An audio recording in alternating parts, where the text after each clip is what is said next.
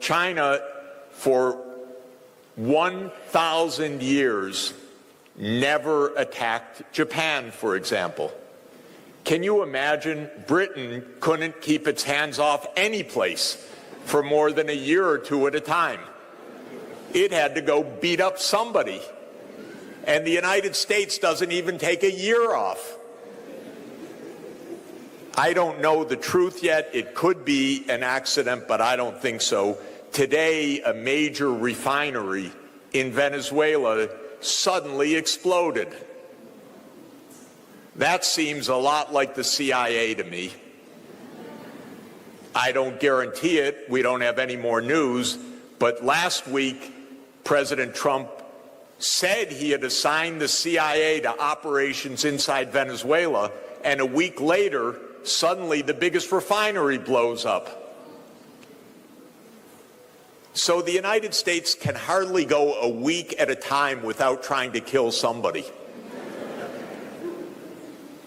But China actually goes centuries without attacking its neighbors. So China went for 1,000 years without once invading Japan, a near neighbor, even though China was much more powerful. Incidentally, from 2 times, there was an attempt to invade Japan from the Chinese mainland, but that was when China had been conquered by the Mongols. So 800 years ago, roughly, they tried twice. The Mongols tried to invade Japan, and they were defeated both times. But the Chinese never tried.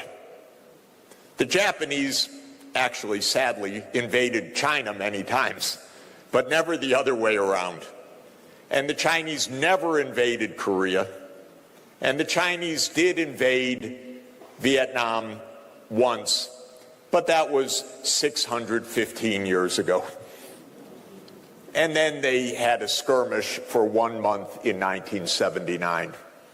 Other than that, that's the so-called enemy of the United States. So that's why I call it a neurosis. China's the least threat possible. Doesn't threaten anybody. Doesn't attack anybody. Hasn't been in any war for 46 years. And the war that it was in 46 years ago lasted 1 month. That's when Vietnam toppled a government in Cambodia that China viewed as an ally, and so it punished Vietnam for a month for having overthrown their ally in Cambodia. Other than that, no wars for more than 4 decades. But we're in a funk because the American idea is you have to be number one so you can boss everyone else around. And by the way, we learned every trick we know from the British, who did that for 200 years before that. China has increased the size of its economy 40 times since 1980. 40 times. It's now a bigger economy than the United States. It's a much bigger industrial power. It is technologically more advanced than the United States in most sectors, not all, but in most sectors right now. When you drive your vehicles 10 years from now, they will be Chinese electric vehicles. And even if you happen to drive a Tesla, that's a Chinese vehicle, by the way, with Elon Musk at the top. But it's the gigafactory in Shanghai that gives it even a chance to compete. So China made it, and that's why we're at the end of yet another cycle.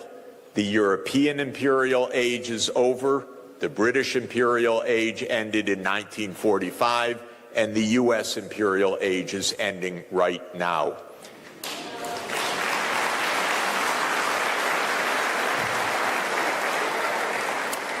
And that's why Donald Trump is home. Because he doesn't want to be one of several. That's all. The delusion is still in Washington, by the way. it's not over. It's still a powerful country. It's still a dangerous country. It's got too big a military. It still has its hands on the valves of the international payment system to a large extent. It can turn on and off the spigot for countries that are vulnerable. Remember, the IMF and the World Bank are U.S. institutions, even though they are multilateral institutions. They were founded for not bad purposes, by the way, but they are American-dominated institutions, and that gives continuing power. And I always emphasize geography in thinking about economics. So the geography is that at Pennsylvania Avenue, which is where the White House is, now there's a West Wing and no East Wing because he knocked it down a couple weeks ago, this idiot. Excuse me. Sorry. It's true. I'm just being technical. At 16th and Pennsylvania is the White House. 15th and Pennsylvania is the Treasury Building.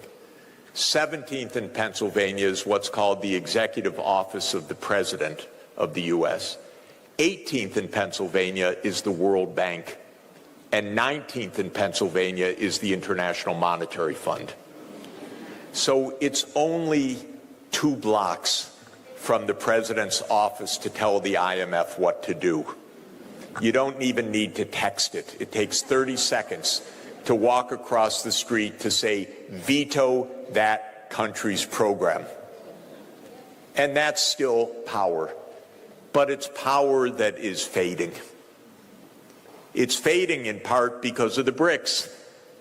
Because the BRICS are saying, we don't need to be under the thumb of a U.S. empire. And the world is not fragmenting. The U.S. is isolating itself. It doesn't even go to the parties anymore. It puts on tariffs. It says, you can't have our market. And the rest of the world says, okay, because your market's not so important for us. And Trump said, okay, we're going to punish you, China, for being so successful, by the way. We're going to put 100% tariff on you. And the next hour, China said, okay, we're putting 120% tariff on you.